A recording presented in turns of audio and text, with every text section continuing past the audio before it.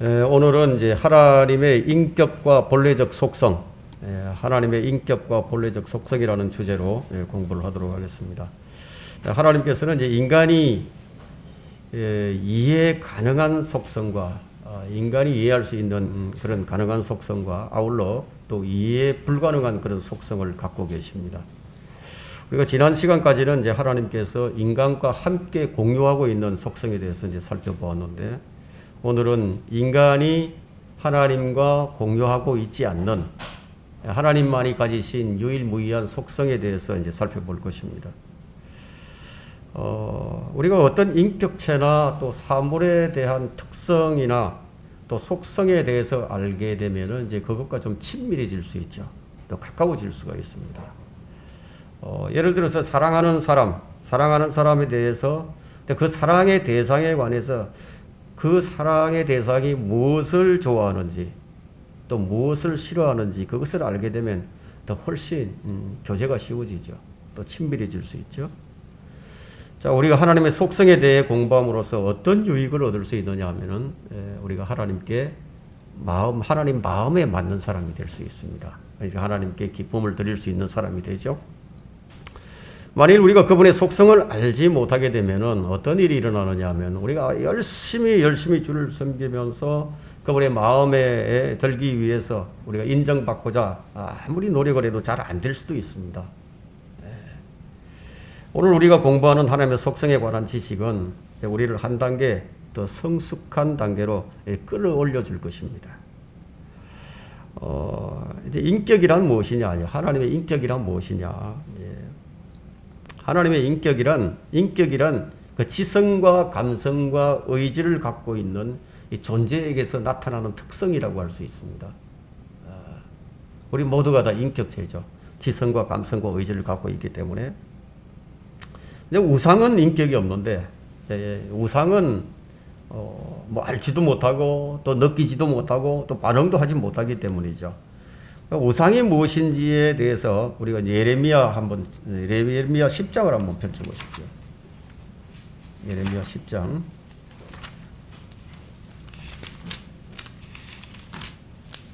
사람들이 이제 그 신이라고 섬기고 있는 그 우상들이 무엇인지에 대해서는 예레미야 10장 3절로부터 이제 5절까지 한번 보겠습니다.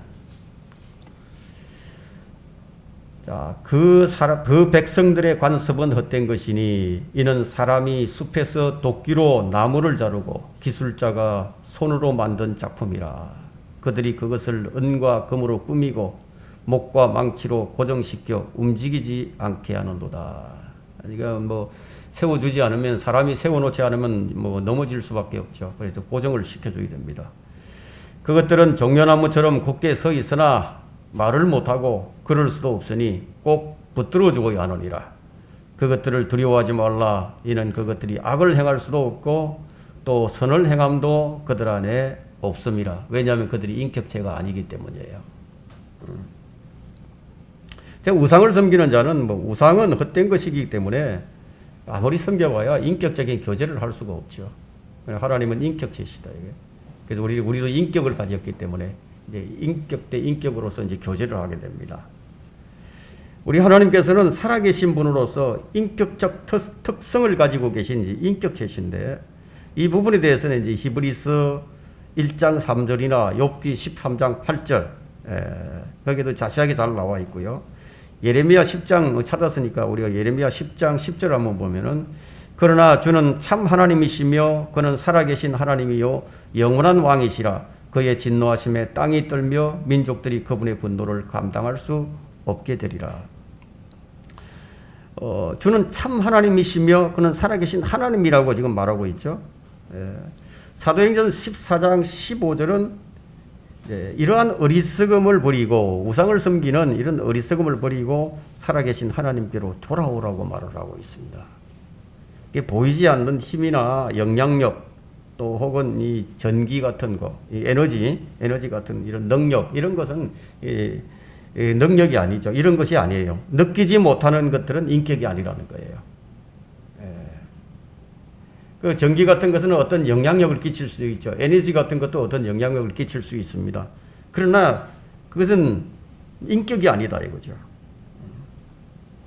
그래서 하나님께만 있는 본래적 속성이 무엇이냐, 우리가 그것을 살펴볼 것인데, 인간이 공유하고 있지 않는 속성, 인간이 소통 불가능한 속성, 인간이 이해할 수 없는 속성이에요.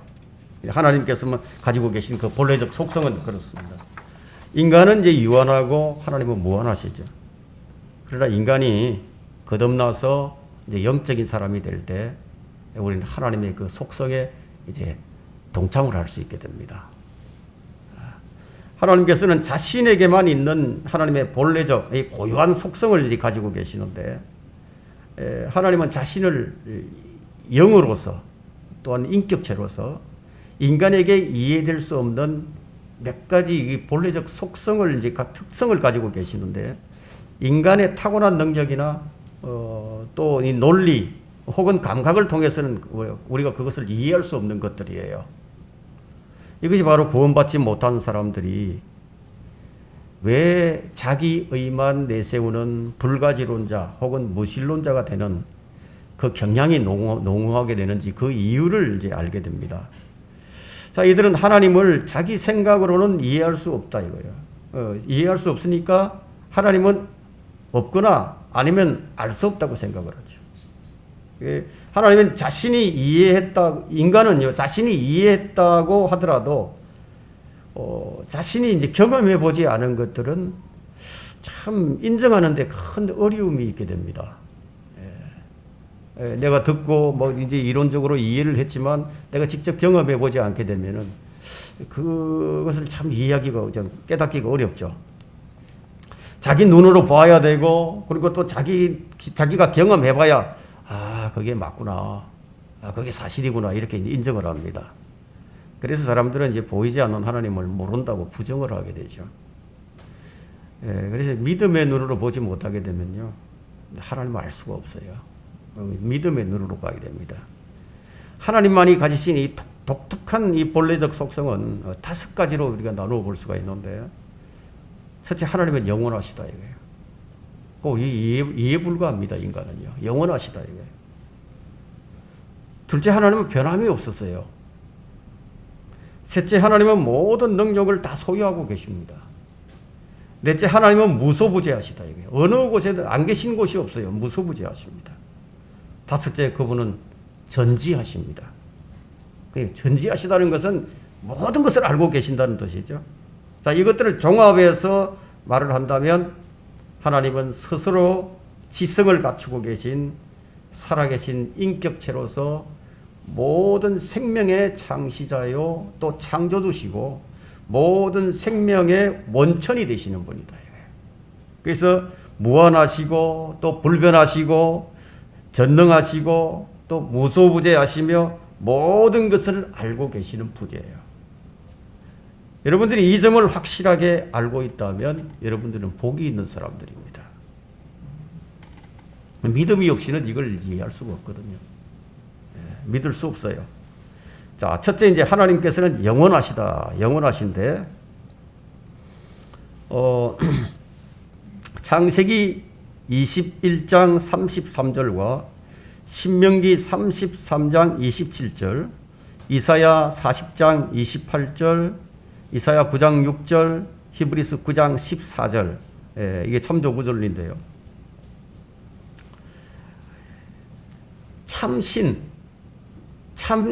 참신이 되려면 시작도 끝도 없어야 됩니다. 그 영원하셔야 된다는 거예요. 하나님만이 유일하신 분이에요. 하나님께서는 영원하시다는 것은 그분의 이제 무한하심을 말하는 것이거든요. 여러분 시편 147편 5절을 한번 펼쳐보십시오.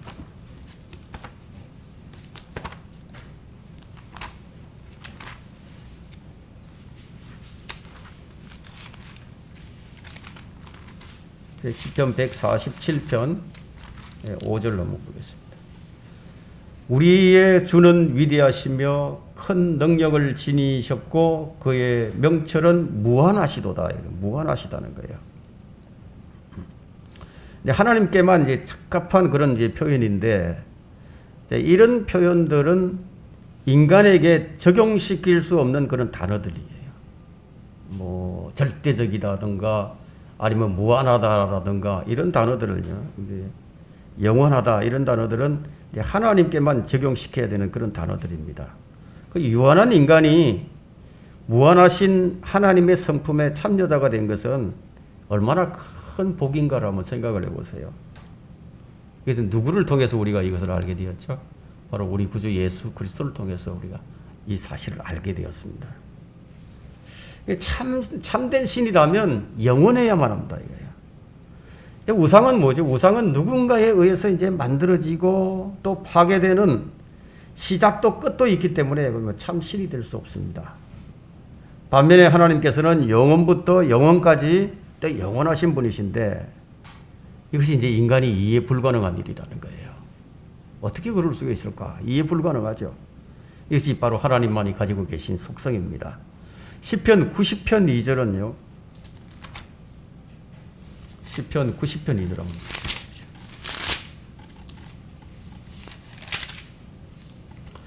산들이 생기기 전 주께서 땅과 세상을 조성하시기도 전 곧 영원부터 영원까지 주는 하나님이시니다. 그래서 창세기 1장 1절에서 뭘로 시작을 하죠? 태초에 하나님께서라고 말을 함으로써 하나님께서는 항상 존재해 계셨음을 보여주는 거예요. 시작도 끝도 없는 거예요. 우리가 그걸 알 수가 없는 겁니다. 그 유한한 인간이 이게 언제가 그 연대가 언제일까? 이건 불가능하다는 거예요. 알 수가 없는 겁니다. 그 태초가 언제인지 모른다는 거예요. 그 영원이니까 영원에서 영원. 영원이라는 것은 시간이 이제 제한을 안 받는 것이 영원이죠. 시간이 없어요. 계시록 1장 8절과 11절은 거기에서는 알파와 오메가랍니다. 시작과 끝, 처음과 나중이에요. 그렇다면 하나님께서 모든 것이 되시는 거죠. 하나님께서 모든 것이 되십니다. 둘째, 하나님께서는 이제 불변하시는데 하나님께서는 변함이 없다는 거죠. 불변한다는 것은 변함이 없죠. 변하실 수도 없고.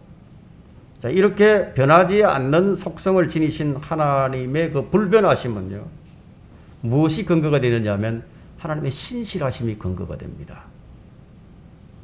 신실하심에 대해서는 이제 말라키 3장 6절이나 시편 89편 34절이나 132편 11절, 야고보서 1장 7절, 히브리서 6장 17절, 7장 24절, 우리가 뭐 다 찾아볼 수는 없고요. 이렇게 이제 참조 구절이 있는데,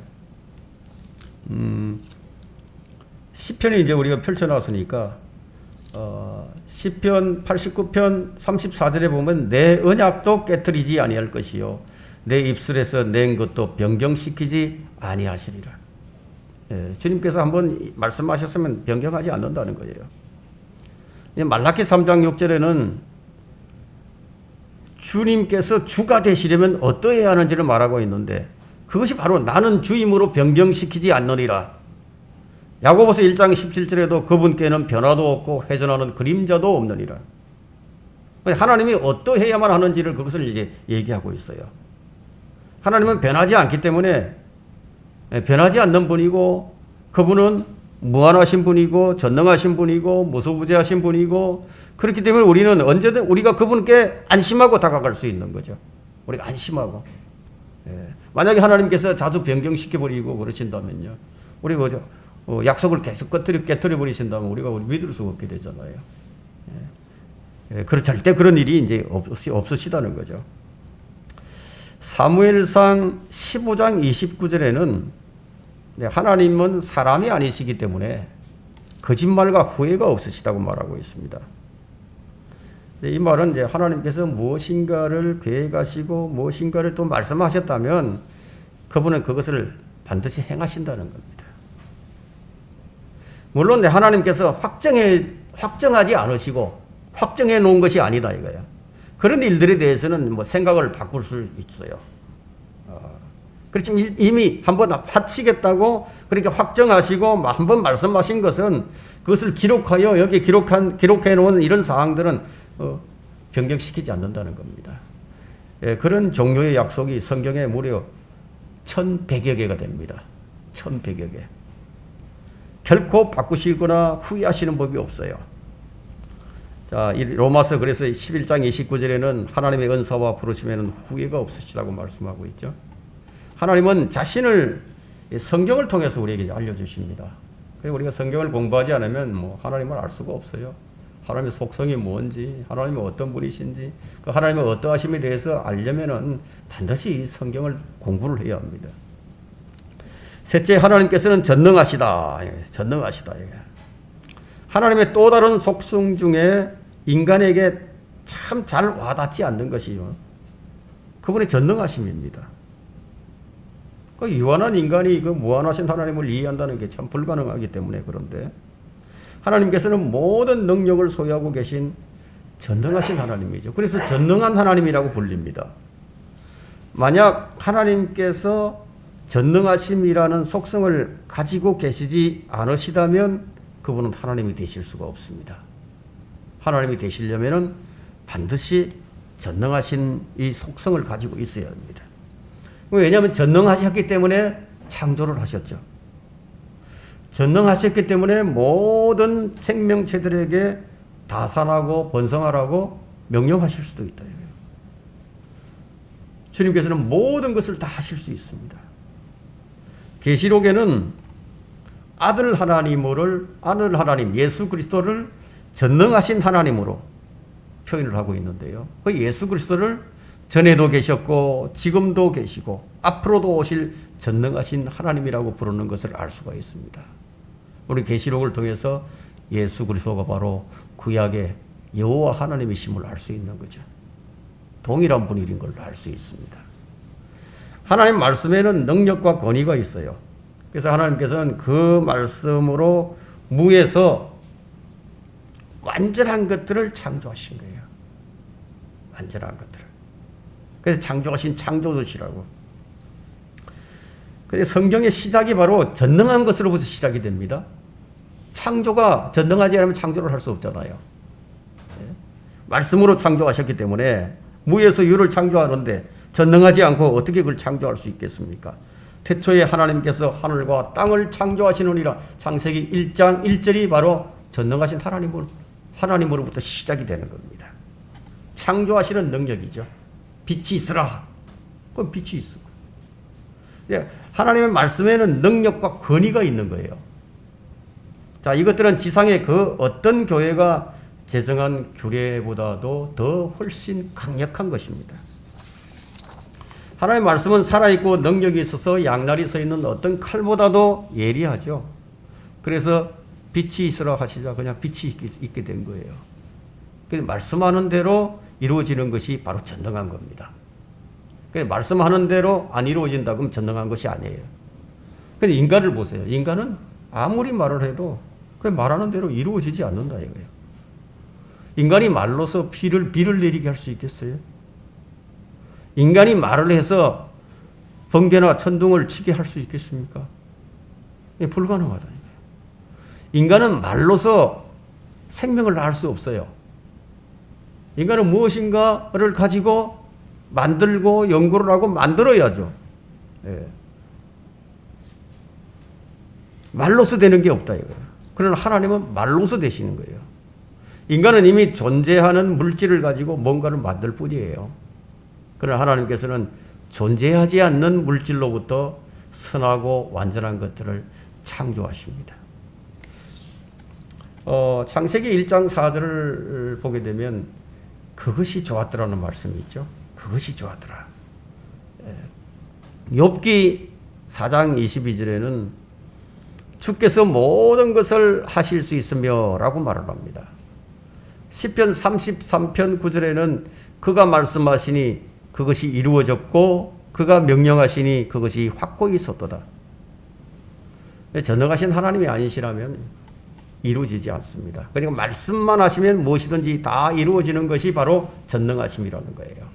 우리가 어렵게 생각할 필요가 없고 전능하심이라는 것은 그냥 말만 하면 다 이루어진다. 이것이 전능하심이다. 이렇게 이제 이해를 하시면은 훨씬 더 쉬울 겁니다. 예레미야 32장 27절을 한번 펼쳐보십시오. 예레미야 32장 27절에 보라 나는 주여 모든 육체의 하나님이라 내게 어려워서 못할 일이 있겠느냐. 내게 어려워서 못할 일이 있겠느냐. 물론 없으시죠. 그분은 무엇이든지 다 하실 수 있어요. 하나님께서는 어려워서 못할 일이 전혀 없으신데, 하지만 하나님께서 못하시는 일도 있긴 있습니다. 그게 뭐냐면 자신의 성품에 일치하지 않는 것들은 하실 수가 없어요.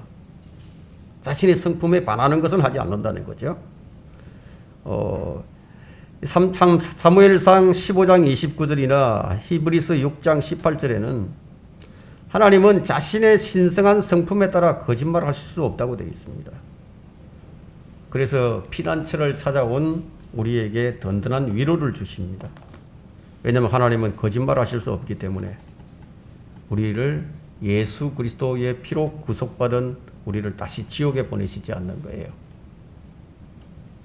그분은 거짓말하실 수 없습니다. 거룩하신 하나님은 자신의 본래적 이 성품인 의와 거룩함과 선하심을 거슬러서는 그 어떤 일도 하시지 않는다는 것이 확실한 거예요. 구원받지 못한 사람, 예수 그리스도를 안 믿는 사람을 또 하늘나라로 데리고 가시는 일은 없다는 얘기예요. 거룩하신 하나님은 자신의 본래의 성품인 의와 거룩함과 선하심을 거슬러서는 어떤 일도 하지 않으시는 것이 확실한데, 비록 하나님은 사랑이시지만 자신의 뜻에 반하여 구원이 필요치 않다고 거부하는 사람을 강제로 억지로 구원받게 만드시지 않는다는 겁니다. 왜냐하면 그것은 하나님의 가지신 그 속성에 위배되기 때문이에요. 자, 넷째, 하나님께서는 무소부재하십니다. 무소부재하심은 그분의 속성 중에 하나인데, 그 무소부재란 하나님께서는 동시에 어느 곳에나 계시는 거예요. 안 계시는 곳이 없습니다. 자, 시편 139편 7절부터 한번 보겠습니다.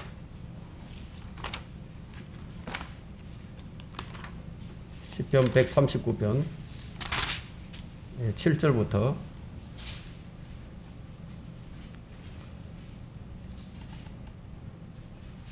내가 주의 영으로부터 벗어나 어디로 가며 주의 면전에서 벗어나 어디로 피하리이까. 내가 하늘로 올라갈지라도 주께서는 거기 계시며 내가 지옥에 잠자리를 마련한다 하여도 보소서 주께서는 거기 계시나이다. 내가 아침에 날개를 달고 저 바다의 끝부분들에 거할지라도 거기서도 주의 손이 나를 인도하시며 주의 오른손이 나를 붙드시리이다. 안 계신 곳이 없다는 거죠. 하늘과 땅에 충만하시고 주의 면전에서 피할 곳이 없어요. 아주 엄밀히 계시고 또 엄밀히 보시는 거죠. 잠언 15장 6절을 한번 펼쳐보십시오. 잠언 15장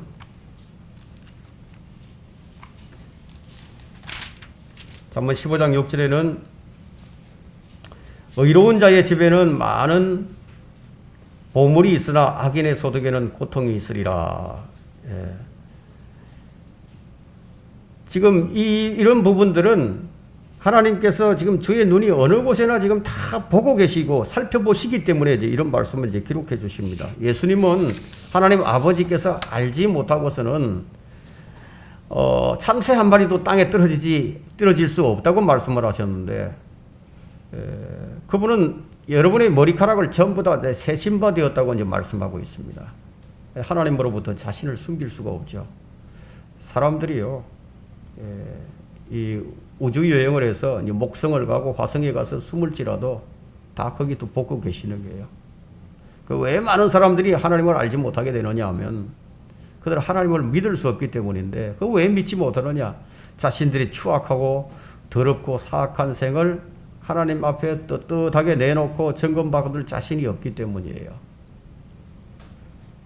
뭐 그들 중에는 어떤 사람들은 일주일 중에 일요일 하루 만에 점검받기를 원하는 사람들도 있고, 그런 사람들은 보통 이제 이런 사람들이죠. 나는 집사고 권사고 장로인데, 나는 목사인데, 이런 것만 내세우는 사람들이 이제 그런 사람들이에요. 일주일에 그냥 하루만 하나님께 점검받기 원하고 나머지 뭐 6일 동안은 뭐 자기 마음대로 삽니다.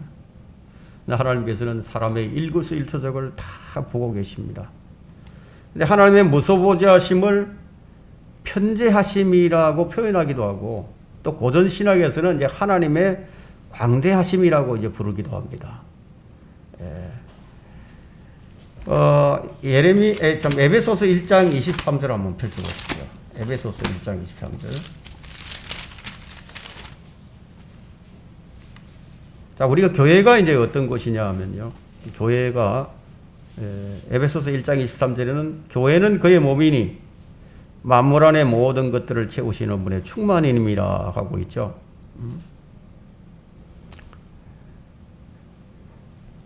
하나님께서는 지금 무소부재하신 이 하나님께서 지금 교회는 그의 몸이니 했단 말이에요. 그럼 교회의 위상이 어떠한지를 여러분들이 이제 아셔야 됩니다. 이 교회가 그냥 뭐 아무것도 아닌 게 아니에요. 교회는 엄청난 복을 받은 하나님께서 직접 세우신 이 교회인데 그의 몸이에요. 교회가 그의 몸이기 때문에 만물 안에 있는 모든 것들을 다 채워주십니다. 그건 이제 1장 3장 21절에서는요. 이 교회의 위상을 다시 한번 더 이제 확인하고 있는데 그리스도 예수를 통하여 교회 안에서 그분께 영광이 모든 시대들 곧 끝없는 세상에 걸쳐 있을지어다. 아멘 하고 있죠. 세상은 끝이 없습니다. 이전에 있었던 세상, 현재 있는 세상, 앞으로 다가올 세상이 있죠. 자, 이 새 하늘과 새 땅을 창조하시고 또 영원 세계에서 거기서 이 교회, 예루살렘, 거룩한 예루살렘에서 거하게 될 이 교회, 하나님의 교회, 바로 우리들을 얘기하고 있죠. 그래서 신부들. 자, 이 교회 안에서 예수 그리스도를 통하여 교회 안에서 그분께 영광이 모든 시대들의 끝없는 세상에 걸쳐서 계속 이어지는 거예요. 교회의 위상이 바로 이런 겁니다.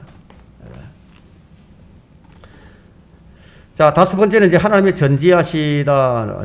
하나님의 전지하심인데, 뭐 앞서 우리가 살펴보았던 것처럼 그 어떤 것도 주님으로부터 숨길 수가 없죠.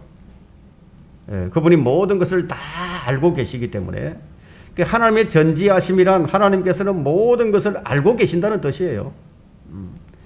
이 부분에 대해서 설명하는 참조 구절은 예레미야 17장 10절, 계시록 2장 23절, 사도행전 1장 24절, 고린도전서 2장 11절, 역대기하 16장 9절, 욥기 34장 22절. 자, 우리 욥기 34장 22절 한번 펼쳐보십시오. 우리가 다 찾아볼 수는 없고 이제 욥기 34장 22절을 한번 펼쳐보십시오.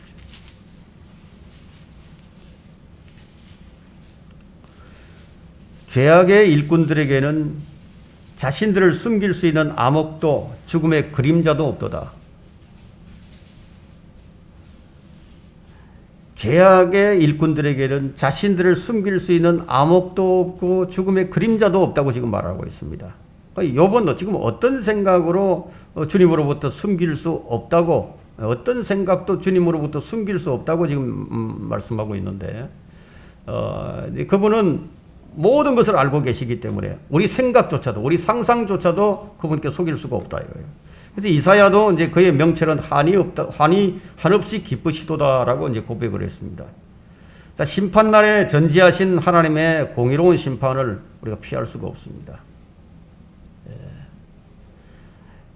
심판날에 그분의 전지하심이 명백하게 다 드러나게 되죠. 모든 것이 속속들이 다 드러나기 때문에, 그래서 마태복음 12장 36절은 사람이 하는 어떤 빈말이라도 심판날에는 그에 관해서 설명하여 드리라고 말씀하고 있습니다. 숨길 수가 없는 거예요. 다 알고 계신다. 이게. 여러분이 어젯밤에 무슨 일을 했는지 다 알고 계시고, 성령이 분명히 말씀하고 있는 것들 가운데 하나는 하나님께서는 무슨 일이 벌어지고 있으며 그 일이 어떻게 벌어지고 있으며 어디에서 누가 그 일을 왜 하고 있는지 다 알고 계신다는 겁니다. 사실은 이 이교도들도 이 사실을 무의식적으로는 알고 있습니다.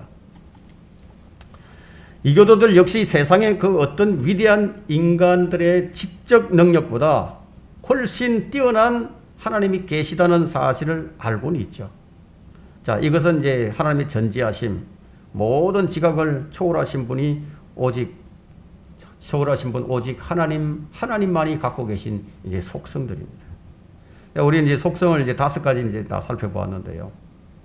결론을 내린다면은 하나님 같은 분은 없습니다. 하나님과 비교할 수 있는 분도 없습니다. 하나님은 우리가 하나님의 어떠하심을 알기를 원하십니다. 우리가 하나님을 알지 못하면 우리 하나님 마음에 드는 일을 할 수가 없잖아요. 하나님은 파라오에게 하나님과 같은 분이 없다는 것을 알리기를 원하셨다. 그래서 출애굽기 9장 14절에는 내가 이번에는 나의 모든 재앙을 네 마음과 네 신하들과 네 백성 위에 보내어 너로 하여금 온 땅에 나 같은 이가 없음을 알게 하리니. 근데 사람들은 하나님을 알기를 원치 않습니다. 하나님을 아는 것을 이제 두려워하는 사람들도 있죠. 하나님 알기를 지금은 알기를 원치 않는다 하더라도, 근데 언젠가는 이제 하나님을 아는 날이 오는데, 다만 이제 그들에게 선하신 하나님으로 다가오느냐, 아니면 진노의 하나님으로 다가오느냐, 심판의 하나님으로 다가오느냐, 뭐 그 차이만 있을 뿐이에요. 반드시 이제 알게 되는 거예요. 여러분 이제 계시록 20장 12절을 펼쳐보시면은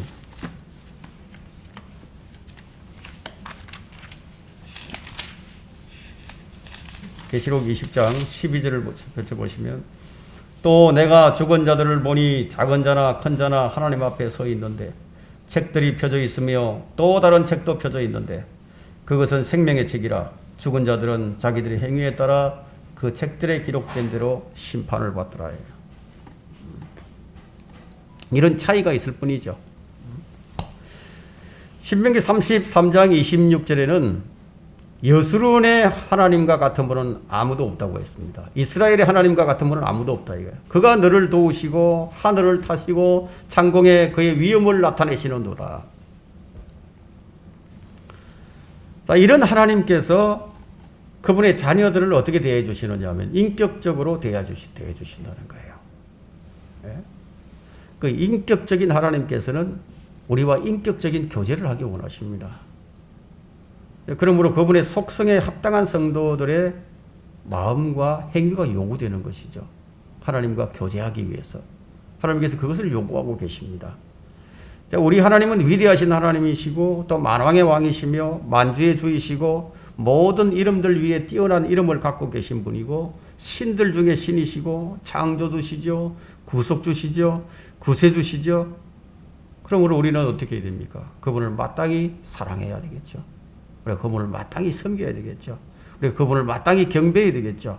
우리는 그분을 마땅히 두려워해야 되고, 우리는 그분께 순종을 해야 합니다. 주를 두려워하는 것이 지혜의 시작이라고 했습니다. 우리가 지혜를 무엇을 통해서 얻게 됩니까? 바로 이 성경을 통해서 우리가 이제 지혜를 얻게 됩니다. 우리는 이제 3시간에 걸쳐서 이제 하나님의 속성, 그리고 인간과 함께 공유하는 속성과 하나님만이 가지신 속성에 대해서 이제 살펴보았는데, 인격적인 하나님께서는 구원받은 성도들에게 특권을 허락하셨어요. 그 특권이 뭐냐면 우리가 하나님의 본성에 바로 동참하게 하신 겁니다. 우리가 그분의 속성에 동참하게 하는 그런 자가 되게 해주셨는데, 자, 베드로후서 1장 4절을 한번 펼쳐보십시오.